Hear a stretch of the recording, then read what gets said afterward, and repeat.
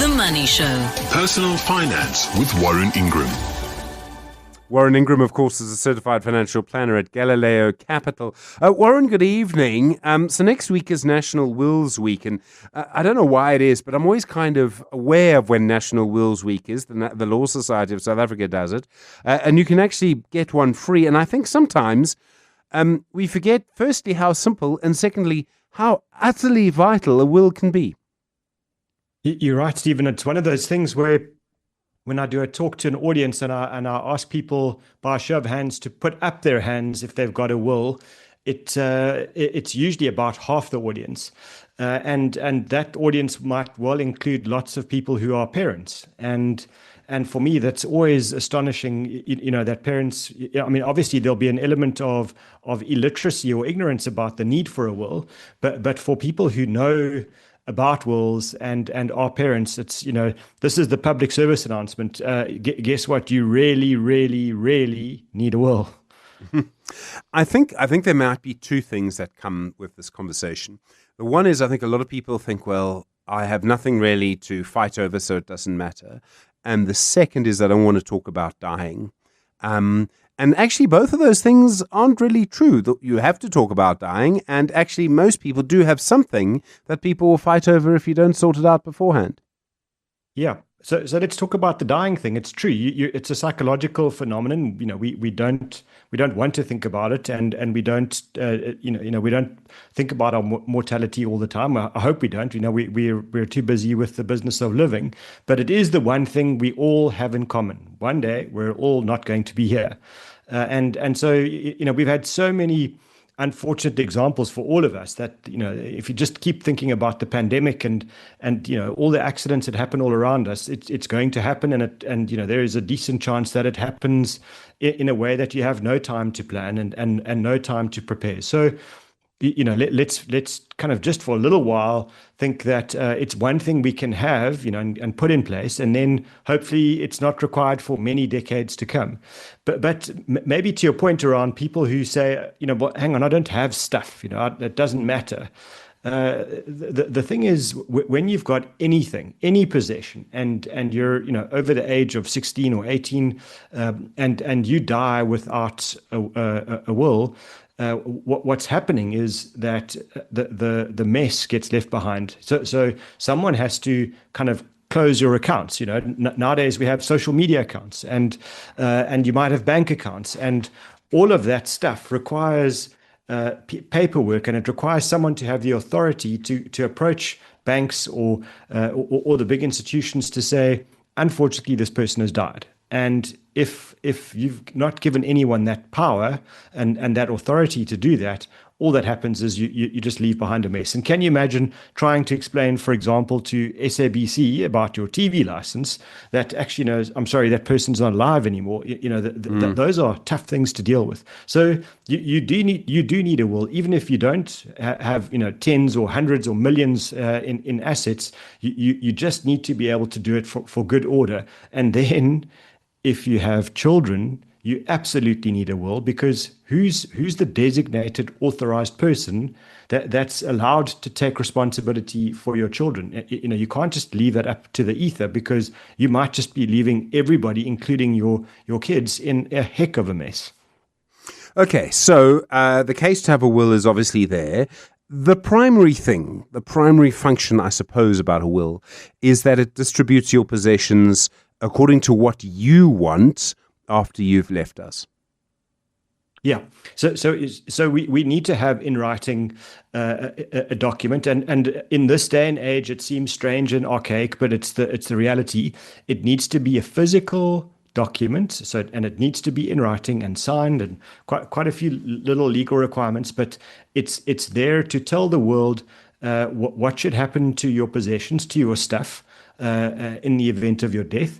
And then, if you have children, who looks after your children. There are a couple of other important things as well, but the primary thing is, this is what happens On my death, this is what needs to happen with my stuff. Secondly, this is what happens with my children, and then who is the person? And the lawyers love jargon, so this is a piece of jargon. Who's the executor of the estate? And that's the person who gets legal responsibility to do the things on behalf of you because you're dead. So they in effect become the person that will wind up your estate and sign up all the documents that are required and give all the instructions as if you were still alive. So it's very important in a document like this that those kinds of things are covered and that you take responsibility for kind of just getting this done.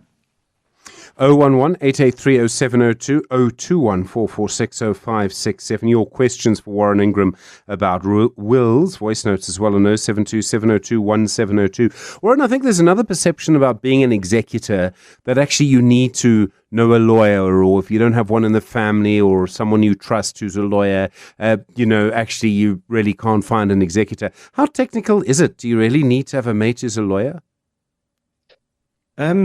There are people with no background in law that have successfully wound up an estate, and lots of people, I often hear someone saying to me, I wound up my mother's estate, and I think that it's not impossible. I think you can go through the process. What I would say is, I would certainly not want to be nominated as an executor on anybody's estate. But number one, there's a huge amount of paperwork. Number two, you're dealing with government departments, especially the Master's Office, that in some of the provinces in South Africa is really not up to scratch. And then you're dealing with the banks and all the other institutions. So you're not giving anybody a kind of a gift or an honor by appointing them as an executor, and certainly. I think getting someone who's got experience in winding up estates to do that would in my view be better. But certainly you don't need to be a professional. And I think often I'd say to people, if you don't want to appoint some nameless lawyer or some law firm, as the executor, then you can appoint somebody that maybe is just fairly decent with paperwork and fairly up to date with just their own admin. And then just remind them that they're allowed to appoint an agent on your behalf. In other words, the person can be the executor, but they can subcontract a lot of the legwork around winding up an estate if that's what's required. So that would be the kind of best second prize, I think, if you don't want to appoint a legal professional. But gee, I'd think very carefully about it. It's a tricky thing to wind up an estate. Sure. T. Sapanya's messaged us on 072-702-1702 saying, "Evening, Stephen. Pardon my ignorance. T, we're learning together. Can a bank you have an account with hold your will for safekeeping even though they didn't draft it?" This is from Table. I don't know if a bank would do that. I mean, I think that's another thing is, where do you actually put a will once you've drafted it?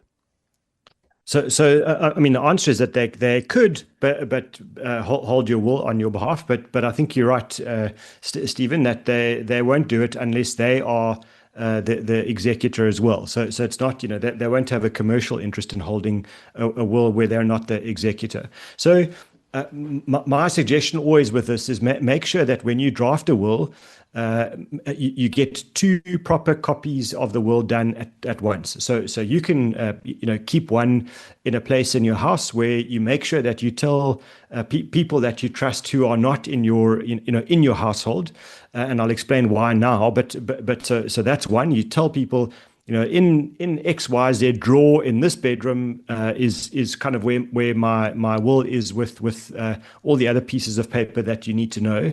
And then secondly, if you don't have a law firm that's done the will for you and they keep a copy, keep it at someone else's house that's not in your immediate household.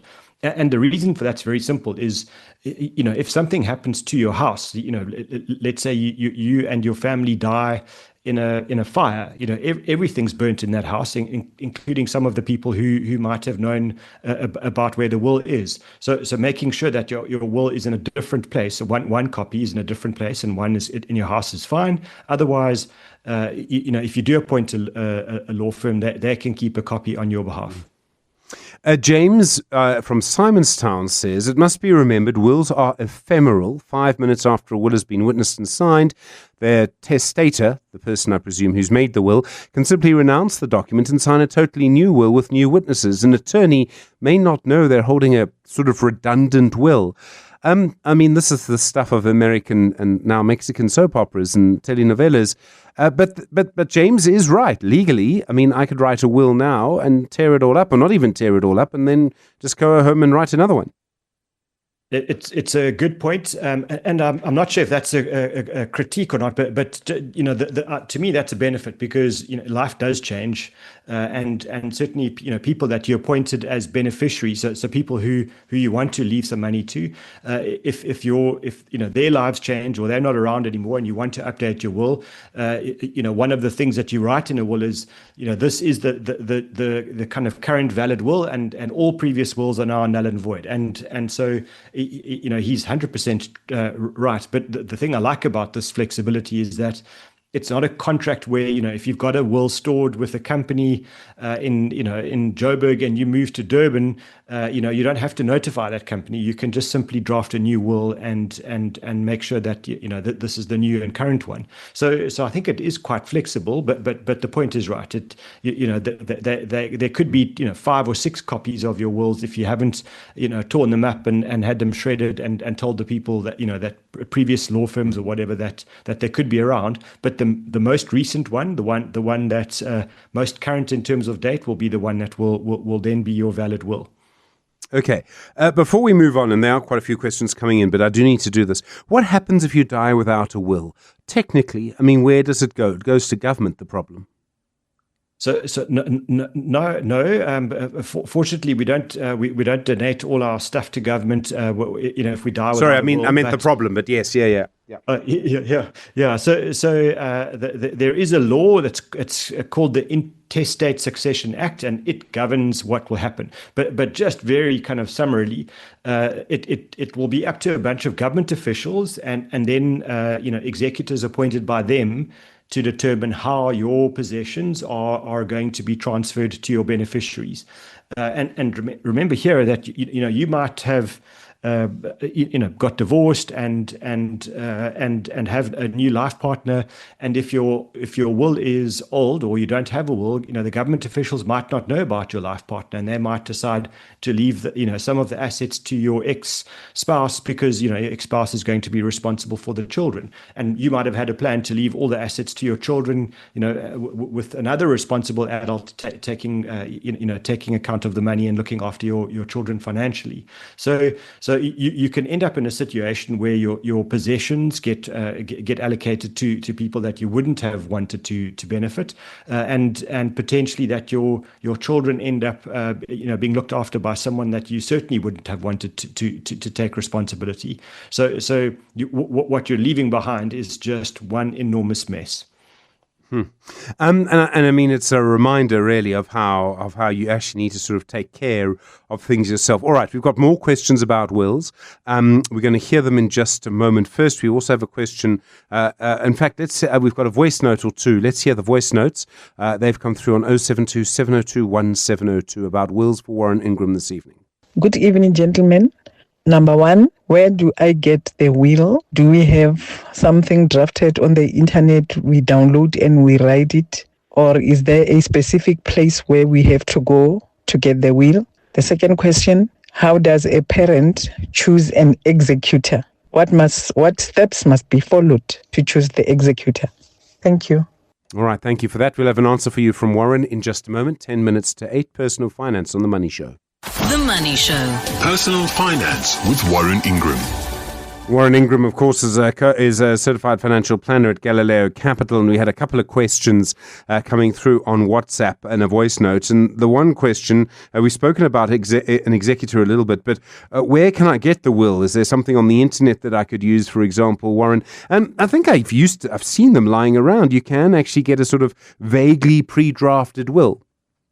Yeah, there used to be templates, that you could go to the stationery shops and go and buy one and then draft it fill it in. But what I would suggest is, and this is a great initiative by the Law Society, in every province in South Africa next week, there are law firms that have signed up and registered to provide a simple free will to people who come in next week.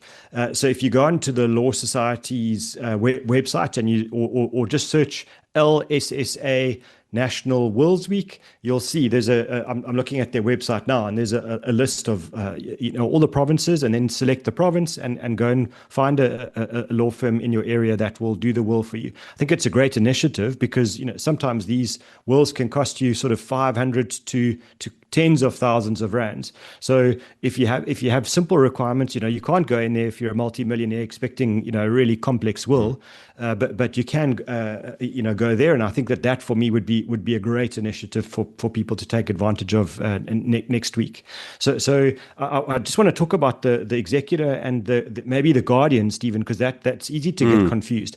So the executor is the person that takes responsibility for winding up your estate, all the legal processes, etc. But in your will, you should nominate the guardians of your children, and that doesn't have to be the same person as the executor. So the guardians, you might say, I'm happy for my sibling, one of my siblings, to take responsibility, or for a very good friend or somebody. But what you should do in your will is name them, and identify them, and then don't let them find out, just on the reading of the will, that they are now responsible. So for me, that would be the ideal. But they don't have to be the same person. The guardians of your children and the executor of your estate can certainly be two separate people entirely.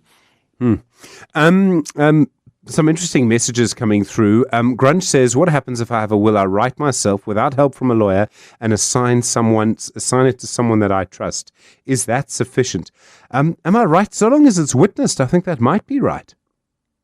Yeah, I think if you're going to do that, and then take some time just to do a bit of reading. Again, on there are quite a few good government websites and the Law Society website which will explain what's required for a valid will, because you need two witnesses, and they have to be there, and in you have to sign that will in your in their presence. Those witnesses can't be people who are beneficiaries, so that you can't get your kids to witness it, or your favorite cousin who's going to get half your estate. So there are some important requirements. As I said, it has to be in writing. You have to sign every single page.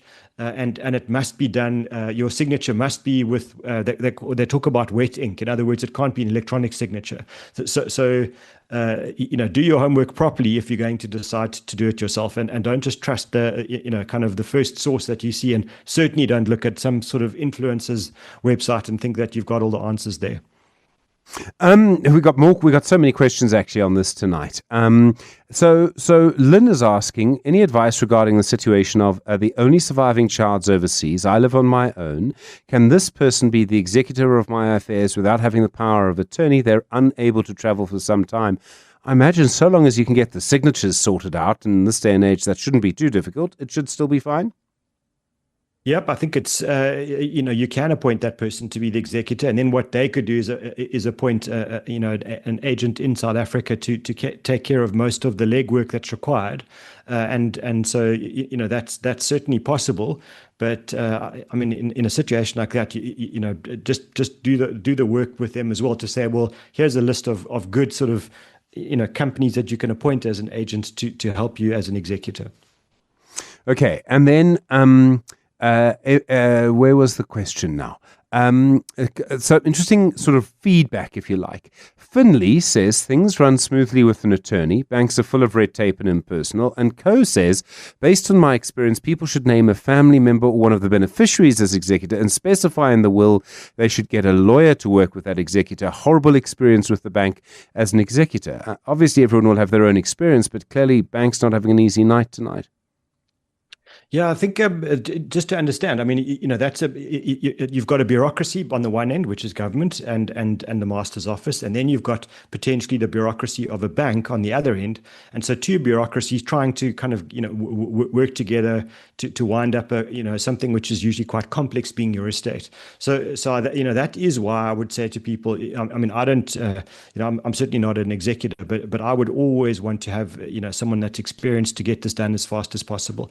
And estates nowadays seem, from my kind of anecdotal evidence, to take two years at least, and sometimes it could take 5 or 10 years if you've got a real mess. So it is quite a process, and certainly you want someone that's efficient and experienced if you have a bit of a complex estate. And then there's another question around having a trust. Would that actually complicate matters if you now have a will? Does a trust sort of complicate the whole issue? Not really. In fact, the thing about a trust is that the law sees a trust as a separate person from you. So if you've got most or a chunk of your assets sitting in a trust, the fact that you've died doesn't end the trust at all. The trust carries on living, and so that could help simplify things. What you just need to do is make sure that your will does tie up with the trust. In other words, that it knows that the trust is there, and that you acknowledge that some of the assets need to go into the trust, or the other way around if you're dying without much money in your own name, and there's some costs that need to be covered. But certainly that doesn't necessarily make life more complex. It could in fact make life a bit easier and save you some taxes and estate duties, etc.